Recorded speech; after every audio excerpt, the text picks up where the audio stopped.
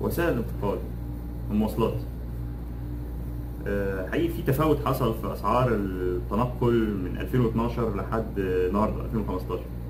يعني على سبيل المثال تذكرة المترو كانت ب 2 ليرة، 2013 بقت ب 3 ليرة، 2015 بقت ب 4 ليرة. قيس على كده معظم الوسائل التنقل في اسطنبول. انا لو هتقعد في اسطنبول 7 ايام او 6 ايام، افضل حاجه انك تشتري اكابيل.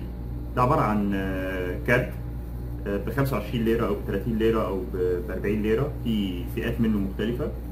ده بيتيح لك استخدام وسائل التنقل.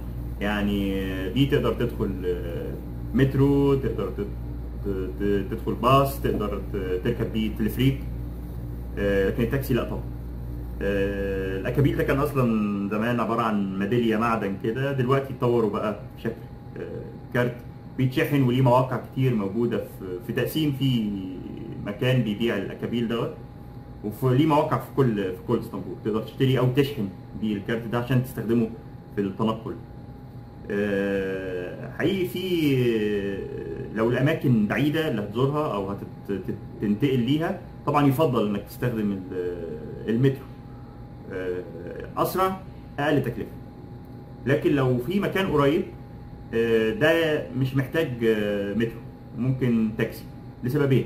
الاول انه بنفس التكلفه تقريبا، ثانيا انه في مده اقل او في نفس المده وات ايفر. الشاهد في الموضوع يعني ان لو في مكان قريب منك تقدر تتحرك منه وخلاله، يا اما بالمشي يا اما تركب له تاكسي.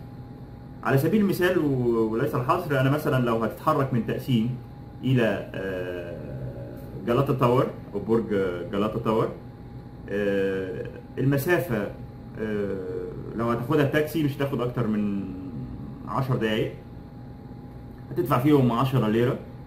لو هتتحرك بمترو هتاخد لها بتاع 10 دقايق برضه او ربع ساعه، وهتبقى ب 8 ليره لو انتوا شخصين، يعني كل واحد 4 ليره، ففرق قريب. الانتقال للمطار، سواء الانتقال للمطار او من المطار للفندق، ده في كل وسائل متاحه قدام المطار. يعني عندك باص، عندك تاكسي، في قلب المطار من جوه تقدر تركب مترو، وده المهم. انت تتحرك من اول ما بتنزل من مطار اسطنبول وبتخلص اجراءات السفر بتاعتك، تاخد شنطتك في قمه السهوله، على الرغم من الاف الزائرين موجودين. الموضوع بسيط وسريع وسهل انك تعرف المعلومات من خلال اللوح الارشاديه اللي في المطار، زي اي مطار في الدنيا، بل بالعكس اسرع. بتروح تقف تاخد شنطتك وتطلع على بره. قبل ما تطلع بره في ارشادات تقول لك ان في محطه مترو في المطار، تقدر تركب محطه المترو دي ب 4 ليره توصلك قلب اسطنبول في تقسيم، يعني قريب من اي فندق ليك لو انت الفندق بتاعك في تقسيم.